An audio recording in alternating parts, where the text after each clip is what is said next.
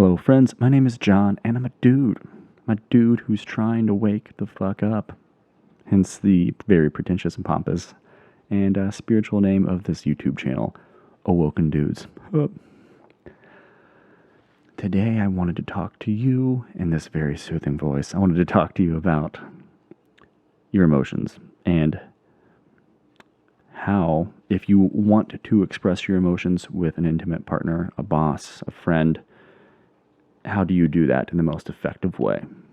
I have a podcast with my fiance where we talk about communication and trust and monogamy, and we've been doing this for years, and throughout the last few years, we've researched a lot of psychological topics, a lot of self-help topics. I don't have a degree that I've finished in anything. So just for your peace of mind, there's a little bit of context as to why you may want to keep listening to me. I'm also a human, and I'm a dude, and I know that being a man sometimes it makes it harder, or there's like this perception that it's hard to talk about your feelings, like you shouldn't do it. It makes you weak if you talk about being insecure or being afraid. And I said this to my son the other night, that heroes don't lack fear. Heroes just, instead of giving into the fear, they ignore the fear, and they will go into the lair to slay the dragon. And I think that's like Jordan Peterson thing. I know Jordan Peterson has said that. I don't know if that metaphor is his own. But your emotions, how do you talk about them, and how do you express your emotions with your intimate partner better, or a friend or a boss? The thing that I have done wrong the most in the past when it comes to talking about how I'm feeling, and the thing I see other people, like partners I've had, my current partner, the thing I see people do wrong the most, including me, is they will take the emotion, which is something like fear, insecurity, doubt, pride, remorse, sadness, I'm feeling sad. They will take that feeling and they will let their fear of how they're going to be perceived, or their fear of the emotion, they will allow that fear to manifest into a story. So I will say to someone, you did this to me because da-da-da-da-da, and I will give them a story. There's no way for me to know why someone did something to hurt my feelings. There's no way to know that. So if I'm in a situation where someone has said something or done something, whether it's intentional or not, whether they've done something that makes me feel insecure, instead of letting that insecurity manifest into a story, it's better to say, hey, I feel insecure right now.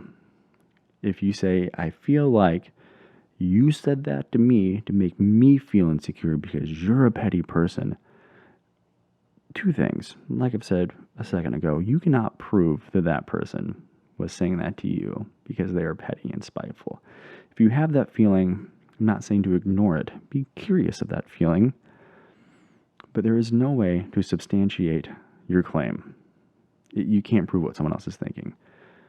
And when you put someone else on the defense, I like to think that most people have very good intentions. Sometimes people get lost along the way. Sometimes people are being shitty cunts because they are hurt themselves. I honestly think that a lot of the time people are being angry and negative because they're hurt. There's something behind that hurt.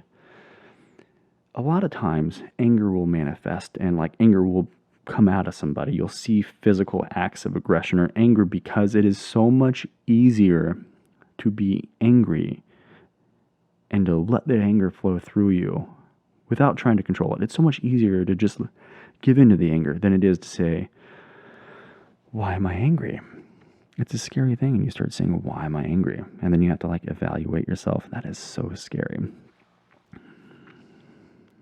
But if you're with someone that you think cares about you, or if you want to have someone that you're with better understand you, you have to figure out how to identify the emotion, not the story attached to the emotion. Break it down into its most simplest of forms. We've had, Alexis and I have had, so much going on in our lives, like with a move, a ceiling collapse, me having a business, her work, a pandemic, her raising kids. And we're doing great, honestly. I'm so proud of her, and I'm so proud of myself, and I'm proud of all of us for how much we've evolved since we first started dating, and the way we're handling this chaos in a lot of ways I'm kind of glad we're going through so much chaos and so much stress, because I'm able to see how we handle real life stress, and it blows my mind. And the thing we've been doing better than we did 5 years ago when we started dating is like very quickly we're identifying anxiety, we're identifying fear, and we're both saying to each other, hey, I feel insecure right now, or I'm afraid right now, or the way you're speaking to me makes me feel alone. I'm afraid of being abandoned.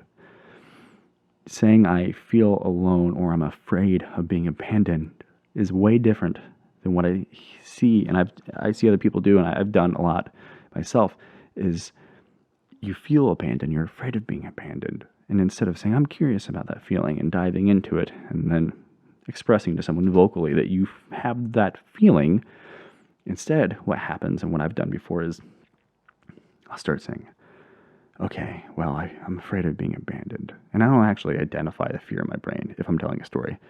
The feeling happens, and in the story it's like, oh, she must be seeing someone else. She thinks I'm a loser. And then I'll go, you think I'm a loser, and that's why you said that to me. That is a story. So, friends, be curious of your feelings, and don't let your feelings tell you stories. Stories are going to get you in trouble. Stories are a great way to communicate, but stories are a really bad way for you to express your feelings. And I love you guys. It's interesting doing this. It's interesting having a partner where I care enough about them and how they think about me, and to like truly like want to be better together with them. And that's what I want to do here, is like just get better, share, be vulnerable, peel back the layers as much as I can. And I look forward to I look forward to talking to you again soon. Bye now.